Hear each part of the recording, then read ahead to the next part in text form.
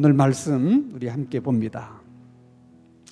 구약 성경 우리 810면 시편 12편 1절에서 8절까지 제가 한 절 여러분이 한 절 함께 교독합니다. 구약 성경 810페이지 시편 12편 1절입니다. 여호와여 도우소서. 경건한 자가 끊어지며 충실한 자들이 인생 중에 없어지나이다.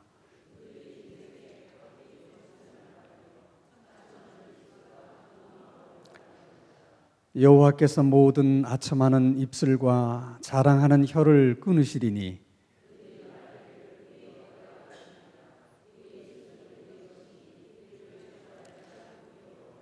여호와의 말씀에 가련한 자들의 눌림과 궁핍한 자들의 탄식으로 말미암아 내가 이제 일어나 그가 원하는 안전한 지대에 두리라 하시도다.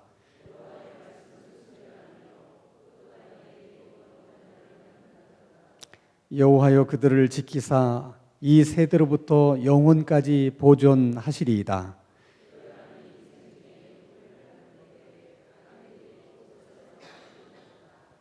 아멘. 여러분이 잘 아시는 것처럼 며칠 전에 국정원 직원 한 분이 자신의 승용차에서 번개탄을 피워놓고 자살을 했습니다.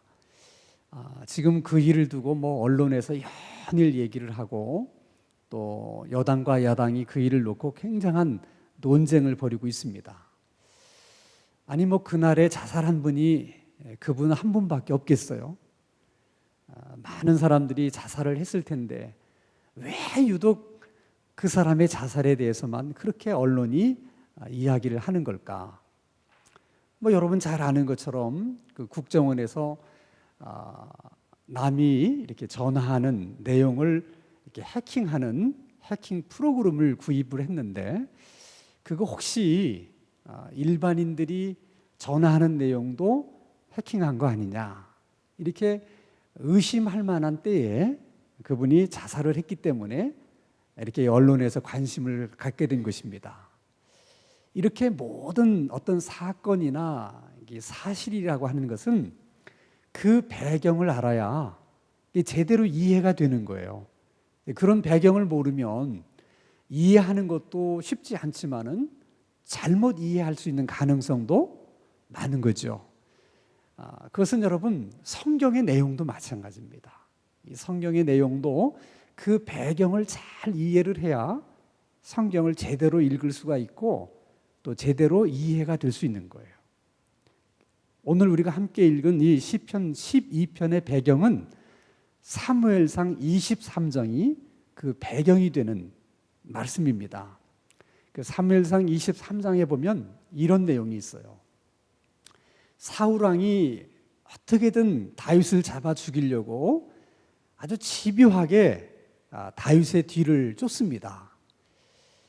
다윗이 혼자 도망 다니는 거라면 그렇게 어렵겠습니까? 혼자의 몸이라면 어느 깊숙한 산속에 숨어 있어도 되고 사람들이 살지 않는 어느 광야 동굴에 숨어서 살아도 될 텐데 또 다윗을 좋아하는 사람들이 많이 있어서 죽어도 함께 죽고 살아도 함께 삽시다 이렇게 따르는 무리가 600명이나 됐어요. 그러니 여러분 600명의 사람들이 도망 다닌다는 것이 쉽겠습니까? 그래서 할 수 있으면 그 왕궁과 먼 곳으로 도망을 다닙니다. 그래야 쫓아오기 어려우니까.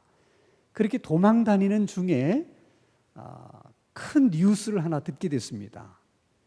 그것은 블레셋과 이스라엘의 접경지대가 있습니다. 그 접경지대 가운데 그일라라고 하는 한 작은 마을이 있는데 마침 때가 추수철이었던 것 같아요. 그러니까 그일라 주민들이 추수한 곡식을 탐낸 블레셋 사람들이 국경을 넘어와서 이 그일라 주민들을 침탈하고 있다 하는 이야기를 전해 듣게 된 것입니다. 사실은 그 블레셋이 이스라엘 국경을 넘어오면 안 되잖아요. 근데 사울 왕이 그저 다윗을 죽이려고 하는 데만 에너지를 쏟다 보니까 국경을 제대로 지키지를 못했던 것 같아.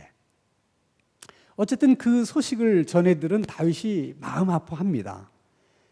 그리고 그 그일 날아가는 그 동네에서 가장 가까이 있는 사람들이 다윗과 함께한 600명이었어요. 우리가 가서 도와주지 않으면 누가 가서 그들을 도와줄 수 있겠느냐. 우리가 가서 도와주자. 그랬더니 옆에 있는 분들이 뭐라고 얘기하겠습니까? 우리 코가 석자입니다. 아니 지금 우리도 언제 잡힐지 모르는데 우리가 도망 다니는 처지에 지금 남 걱정하게 생겼습니까? 근데 다윗은 그렇지 않아요. 그러니까 다윗은 그때부터 어떤 그 왕의 마음을 갖고 있는 거야. 그릇이 왕과 같은 그릇이에요. 자기는 도망 다니는 처지인데도 이렇게 이스라엘 백성들이 블레셋 사람들의 침공을 받았다는 얘기를 듣고 나몰라라 하지 못하는 거예요. 그래서 그 동네에 가서 그들을 구원해 줍니다. 자, 그러면 여러분, 그 그일라 주민의 입장에서 보면 다윗이 얼마나 고마운 사람이에요. 그래 안 그래? 다 빼앗길 뻔했던 재산도 다윗 때문에 빼앗기지 않을 수가 있었고, 또 어쩌면 죽을지도 모르는 자기들의 생명, 누구 때문에 보존한 거예요? 다윗 때문에. 그러니까 다윗은 정말 평생의 은인이라고 생각할 만한 사람입니다. 근데 놀라운 것은 그곳 주민들 가운데 어떤 사람들이 혹시 다윗이 우리 동네에 왔다는 것을, 또 왔었다는 것을 사울이 알게 되면 절대로 우리를 가만두지 않을 거다. 그래서 사울을 찾아가서 다윗이 지금 우리 동네에 와 있다고 고자질을 했어.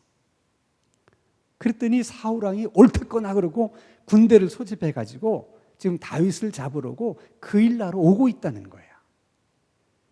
다윗의 입장에서는 믿었던 사람들에게 뒤통수를 얻어맞은 거예요.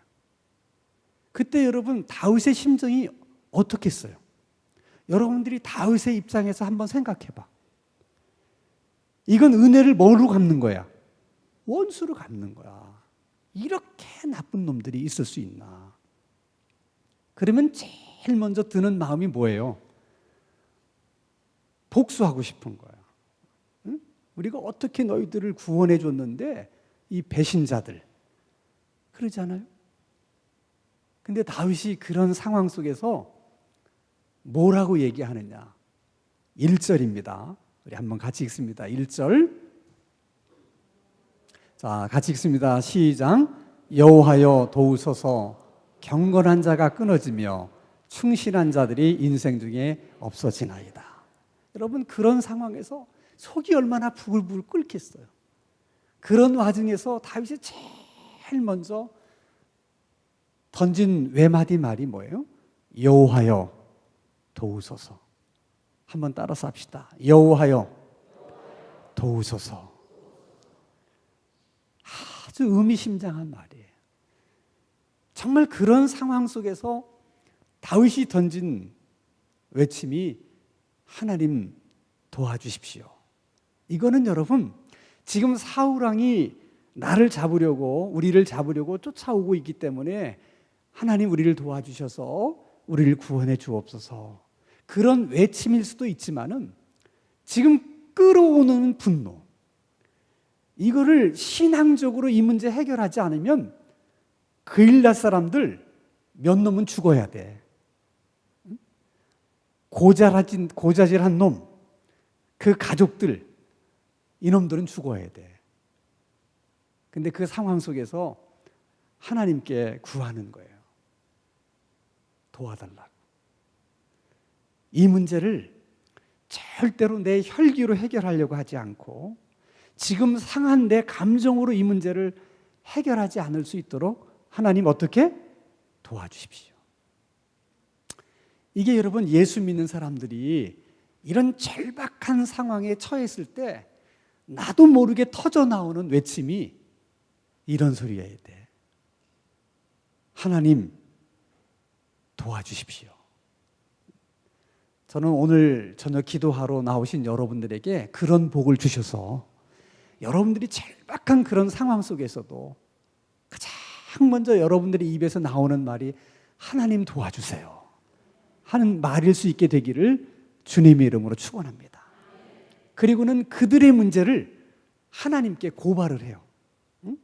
거짓말하는 자, 아첨하는 자, 일구이연하는 자들을 하나님이 갚아주십시오 하고 고발을 해. 고발을 하는데 재밌는 내용은 4절이에요. 한번 4절 말씀을 보겠습니다. 같이 읽겠습니다. 시작. 그들이 말하기를 우리의 혀가 이기리라. 우리 입술은 우리의 것이니 우리를 주관할 자 누구리요 함이로다. 이걸 우리식으로 얘기하면 내 입 가지고 내가 말하는데 누가 뭐라고 할 거냐 그런다는 거야. 자신의 거짓말로, 응? 자신의 아첨하는 말 때문에, 자신의 일구이연하는 말 때문에 다른 사람이 상처를 받고 다른 사람들이 피해를 입고 때로는 다른 사람이 생명의 위협을 느끼는데도 그들은 아무런 양심의 가책이 없이 내 입 가지고 내가 말했는데 누가 뭐라고 그럴 거냐 그런다는 거야. 근데 여러분 정말 그들이 말하는 것처럼 내 입 가지고 내가 말하는데 누가 뭐라고 할 거냐 정말 그럴까? 그렇지 않아요. 예수님이 하신 말씀을 우리 한번 보겠습니다. 마태복음 12장 우리 35절 36절 같이 한번 읽겠습니다. 시작. 선한 사람은 그 쌓은 선에서 선한 것을 내고 악한 사람은 그 쌓은 악에서 악한 것을 낸다. 내가 너희에게 이르노니 사람이 무슨 무익한 말을 하든지 심판날에 이에 대하여 어떻게 신문을 받는다. 아주 예수님이 말에 대해서 명쾌하게 말씀을 하세요. 사람이 결국 말을 하는데 그 말은 자기 속에 담아둔 것이 나오는 거라는 거야. 근데 사람들은 그렇게 생각하지 않는 사람들이 많아요. 말은 아주 그냥 남의 상처를 주고 이렇게 막 걸게 이렇게 말하는 사람들도 뭐라고 얘기하냐면 속은 안 그렇대. 그런 사람 많아. 막 욕을 해. 그래서 사람들의 마음이나 감정을 아주 그냥 정말 어렵게 만들어 놓는데 그래도 뭐 속은 안 그렇다나 뭐 속은 착하다는 이딴 소리 하고 있는데 절대 그렇지 않아요. 그건 하는 말이야. 자기가 그렇게 한 거를 합리화시키려고 하는 거야. 그러니까 욕자라는 사람은 그 속에 뭐가 있어서 욕이 있어서 나온다는 거야. 그러니까 아주 나쁜 말을 많이 하는 사람들이 그 마음속에 뭐를 담고 있어서 나쁜 생각, 나쁜 마음들을 담고 있어서 그게 나온다는 거야. 예수님이 그렇게 말씀하셨다니까. 예수님이. 그러니까 사람이 어떤 사람인가 보려면 그 사람 말하는 거 보면 알아요. 그러니까 여러분 아무리 교회를 오래 다니고 신앙생활을 많이 했더라도 결국 그 사람 말하는 걸 보면 그 신앙생활 속에서 그분이 변화되었는지 말씀으로 훈련되었는지 단박에 알 수 있는 거야. 말이 얼마나 중요한지 몰라요. 예수님은 뭐라고 말씀하시냐면 무익한 말도 신문을 받는다는 거야. 심판을 받는다는 거야. 무익한 말에 대해서도 말한 자가 책임을 져야 된다는 거야. 그런데 악한 말을 하고 남에게 상처를 주고 실족시키는 그런 말을 한 것에 대해서 어떻게 심판이 없을 수 있겠냐는 거야. 여러분 얼마나 무서운 말이에요. 그러니까 여러분 늘 시편 기자가 하나님 앞에 기도했던 제목 가운데 하나가 뭐냐면 내 입술에 파수꾼을 세워달라는 거야. 뭐를 세워달라고? 파수꾼을. 왜 파수꾼을 세워달라고 그랬을까? 나쁜 말, 악한 말이 나올 때 그걸 나오지 못하도록 지켜달라는 의미야. 여러분 그게 참 필요한 거예요. 필요해요. 마음과 입은 이게 하나로 돼 있어요. 그래서 내 속에 좀 악한 것이 있고 또 나쁜 것이 있더라도 입으로 그렇게 좋은 말하고 덕스러운 말을 많이 하고 이렇게 되면 이 마음도 바뀌어요. 그러니까 마음을 바꾸어서 말을 바꿀 수가 있고, 말을 바꿔서 뭐를 바꿀 수가 있다고? 마음을 바꿀 수가 있어요. 뭐가 빠를 것 같아? 에? 뭐가 빠르실 것 같아? 말을 바꾸는 게 빨라요. 그래서 할 수 있으면 말을, 아름다운 말을 하려고 그러고, 칭찬하는 말을 하려고 그러고, 덕스러운 말을 하려고 자꾸 노력하라는 거야. 그렇게 하다 보면 마음도 따라서 그런 마음이 되는 거야. 할렐루야. 그리고 특별히 성경에서 가장 싫어하는 것 중에 하나가 거짓말하는 거예요. 하나님은, 하나님의 영이신 성령은 정직한 영이야. 그래서 하나님은 언제나 진실말을 말하세요. 하나님의 말에는 거짓이 없어요. 그런데 마귀는 입만 열었다 하면 거짓말을 해요. 그래서 마귀의 별명이 거짓의 영이야. 이 거짓의 영에 이렇게 우리가 잡히게 되면 거짓말을 하면서도 아무런 양심에 꺼리낌이 없어요. 거짓의 영이 거짓말을 하게 하면 그 거짓말이 사실인 것처럼 말을 해요. 그러니까 거짓말을 하면서 그걸 거짓말이라고 느껴지지가 않는 거야. 사실인 것처럼. 실제로 여러분 주변에 이 거짓의 영에 사로잡히신 분이 있어. 근데 그분은 거짓말을 하는데도 얼마나 진짜처럼 얘기하는지 진짜 같아. 그리고 1시간 후에 탄로날 얘기를 해. 1시간 후면 다 드러날 얘기를 하는데도 거짓말을 하는 거야.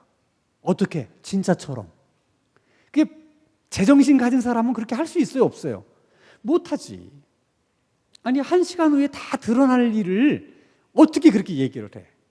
근데 거짓의 영에 잡히면 그렇게 돼. 본인도 모르는 거야.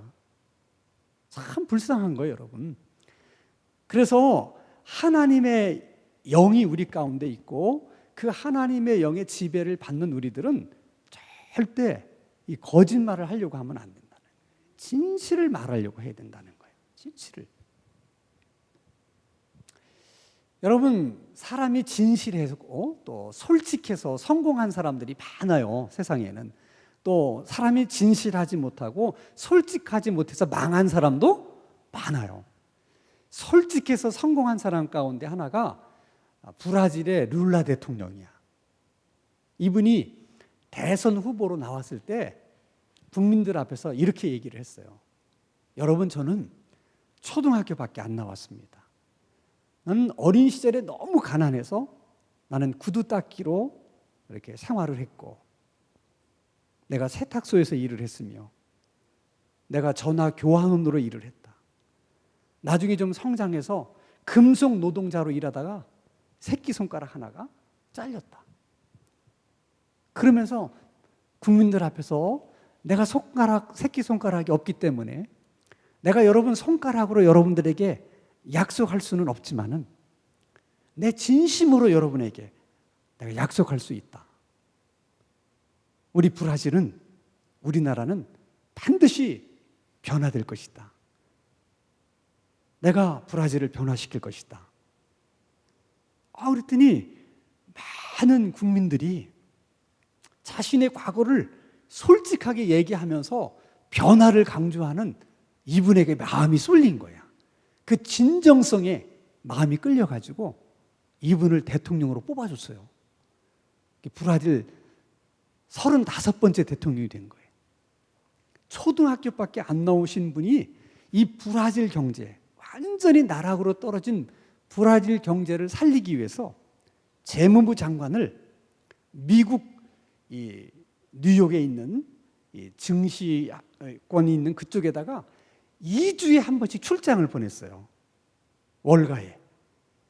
그리고는 그 사람들을 대상으로 해서 브라질 경제의 실정을 적나라하게 드러낸 거야. 솔직하게. 얼마나 브라질 경제가 지금 한심한지를 다 까발린 거예요. 그러면서 대안을 얘기했어요. 그렇지만 앞으로 우리가 이렇게 할 거다. 놀랍게 많은 나라 이 경제 전문가들이 그 솔직함에 마음이 끌려서 브라질에 투자하기 시작한 거예요.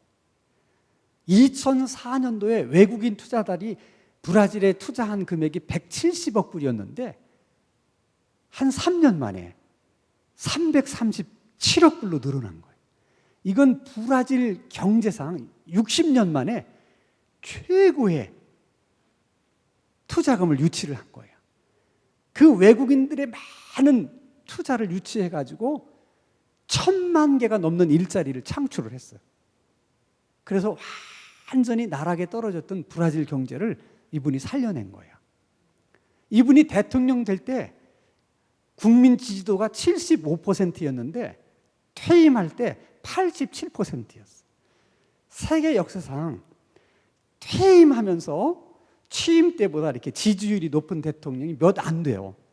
그 중에 하나가 이분이야. 그분이 퇴임하고 나서 언론에서 이렇게 얘기했어요. 자신의 과거를 솔직하게 드러내서 대통령에 당선된 사람,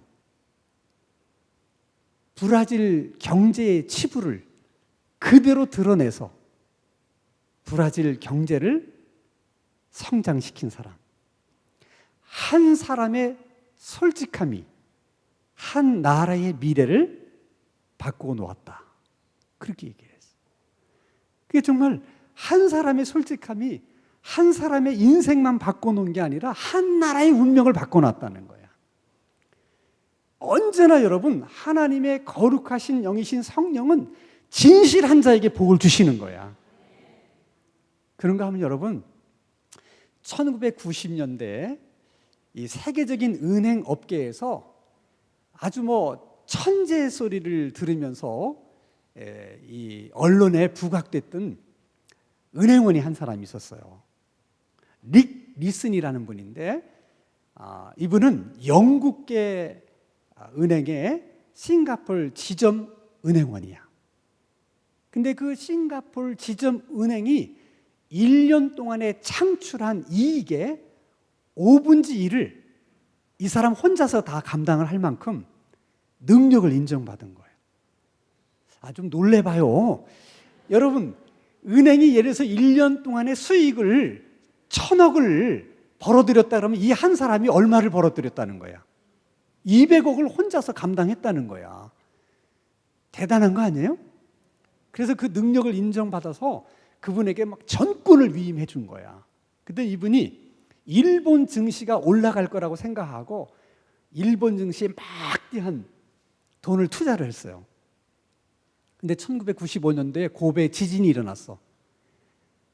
하루아침에 주가가 6%나 폭락을 했어요. 그러니까 그냥 많은 투자자들이 막 전화가 폭주를 하는 거야. 이거 어떻게 된 거냐? 앞으로 어떻게 될 거냐? 이때 이분이 솔직하게 얘기를 했었어야 되는데 솔직하지 못했어요. 그리고 뭐라고 얘기했냐면 일본 정부가 지진 피해 복구를 위해서 막대한 재정을 투입할 것이기 때문에 증시는 금방 반등될 것이다. 나를 믿고 더 투자를 하십시오. 그리고 투자액을 보존하기 위해서 막 없는 유령 계좌들을 만들어 가지고 막 이분이 몰아쳤는데 보름 만에 손실액이 4배로 늘어났어.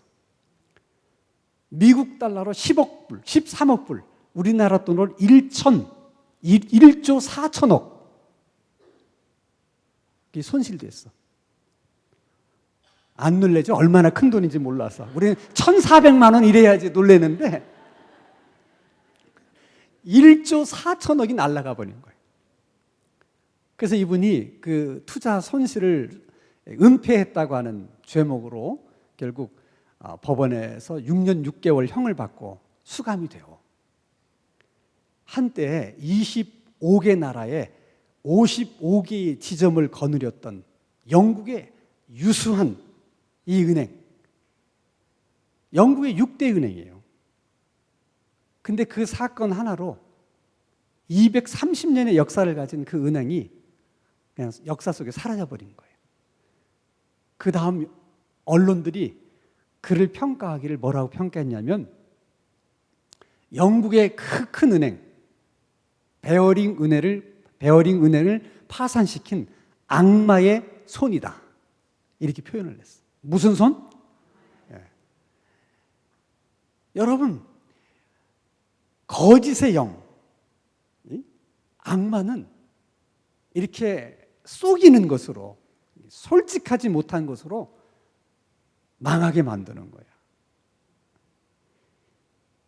그래서 여러분, 우리 예수 믿는 사람들은 그동안 사실 술, 담배 안 하는 것이 참 자랑스러운 예수 믿는 사람들의 트레이드 마크였어요. 근데 요즘은 그게 큰 의미가 없어. 술, 담배 한다고 그래서 도덕적으로 열등하고 술, 담배를 안 한다고 그래서 도덕적으로 우월한 게 아니야, 지금은. 그 차이가 없어졌어. 술, 담배를 하지만 도덕적으로 우월한 사람이 있고 술, 담배를 안 하지만 도덕적으로 열등한 사람도 많아요. 그래서 그것 때문에 사람을 평가하기가 어려워. 그러니까 예수 믿는 사람들이 지금도 술, 담배 안 하는 거 가지고 목에 힘주려고 하면 안 돼. 앞만 좁아야 자기 목만 아파. 절대 세상 사람들은 그거 가지고 높게 평가하지 않아요. 이제 여러분 예수 믿는 사람들의 트레이드 마크가 돼야 되는 건 진실함이야. 정직해야 돼. 근데 그게 왜 어려우냐? 정직하려고 할 때 반드시 거짓의 영인 마귀가 와서 두려운 마음을 줘요. 너 솔직하게 얘기했다는 너 죽는다. 너 솔직하게 얘기했다는 너 망한다. 이런 두려움을 주는 거야. 그래서 사람들이 그 두려움에 사로잡혀서 솔직하게 말을 못하는 거예요. 그때도 다윗처럼 우리가 뭐라고 얘기해야 되느냐? 여호와여, 따라서 합니다. 여호와여 도우소서. 그렇게 말을 하면 순간에 정직하게 말할 수 있어요. 그러면 오히려 하나님이 살려주셔. 다윗이 여러분 이 그일라 사건을 통해서 한 가지 깨달은 게 있어요. 그게 뭐냐면 자기가 그일라 사람들을 도와줬을 때 어떤 생각을 했느냐? 아, 이제 그일라 사람들에게 내가 이렇게 은혜를 베풀었으니까 그일라 사람들이 우리를 보호해 주겠지. 우리가 여기 왔다는 것을 다른 사람에게 알리지 않고 우리를 잘 숨겨주면 이제 다른 데 도망 다니지 않아도 그 마을에서 살 수 있잖아. 그래 안 그래? 그리고 블레셋 국경이 가깝기 때문에 만약에 탈로가 난다 하더라도 도망가기가 쉽잖아. 그래서 여기야말로 안전한 곳이다. 이렇게 생각했는데 웬걸? 응? 왼수는 안에 있었어요. 그래서 깨달은 거예요. 정말 우리 인생에 안전한 곳이 어디냐? 그것은 하나님 품이라는 거야. 하나님이 함께 하시면 아무리 위험한 곳인 것 같지만 거기가 제일 안전한 곳이라는 거야. 왜냐하면 하나님이 지켜주시니까. 이걸 깨달은 거야. 여러분, 이 깨달음 하나가 얼마나 큰 은혜인지 몰라요. 그래서 오늘 본문 6절에 보면 다윗이 이렇게 고백을 합니다. 6절을 보겠습니다. 시작. 여호와의 말씀은 순결함이요 흙 도가니에 7번 단련한 은 같도다. 하나님의 말씀은 순결하다. 이걸 지금 왜 얘기하느냐? 그일라 사람들의 그 마음과 이거를 비교하는 거야. 하나님의 말씀은 순결하다는, 진실하다는 거예요. 그래서 하나님의 말씀은 절대로 우리를 실망시키는 법이 없다는 거예요. 그러면 보이는 하나님과 함께 있는 것이 가장 안전한 지역이라고 말할 때 그 보이지 않는 하나님과 어떻게 우리가 함께 있을 수 있느냐? 말씀과 함께 있는 것이 하나님과 함께 있는 거라는 거예요. 다윗이 지금 그 고백을 하는 거예요, 여러분. 그러니까 여러분, 하나님의 마음과 생각을 글로 쓰신 것이 성경이야, 말씀이야. 그러니까 하나님의 말씀을 믿는 것은 곧 하나님을 믿는 것이고, 하나님의 말씀을 의지하는 것은 곧 하나님을 의지하는 것이고, 그렇죠? 하나님의 말씀을 붙잡는 것은 곧 하나님을 붙잡는 거라는 거예요. 다윗이 그렇게 생각하는 거예요. 그러니까 결국 여러분, 우리가 가장 어렵고 힘들 때, 위험에 처해 있을 때도 우리가 하나님과 함께 있을 수 있는 방법이 뭐냐면 말씀을 붙잡는 거예요. 말씀을 생각하고 그 말씀을 붙드는 것이 하나님을 붙드는 거예요. 그 말씀을 마음속에 두는 것이 하나님과 함께 하는 거야. 그래서 우리가 인생을 살아가다 보면 우리도 왜 다윗과 같은 때가 없겠어요? 응? 정말 은혜를 원수로 갚는 사람들을 만날 때 정말 우리 속이 다 뒤집어지고 얼마나 우리 마음이 괴롭겠어요. 그때도 우리가 하나님을 생각하고 이 어려움과 위기에서 우리를 구원해 주실 분은 하나님밖에는 없다. 그렇습니다, 여러분. 우리는 때로 자꾸 사람을 의지하려고 그러고 돈을 의지하려고 하는데 그런 것들은 다 마지막에 가면 우리를 실망시켜요. 다 그렇습니다. 그러나 하나님은 절대로 우리를 실망시키는 법이 없으세요.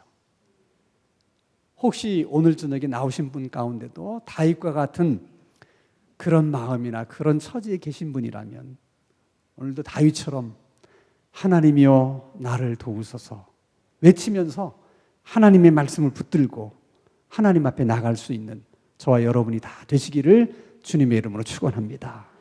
우리 기도 구호 제창하고 기도하겠습니다. 기도는 기도 시간이 없으면 기도는 기도 시간이 없으면 기도는 우리가 기도하면 아멘, 아멘, 아멘.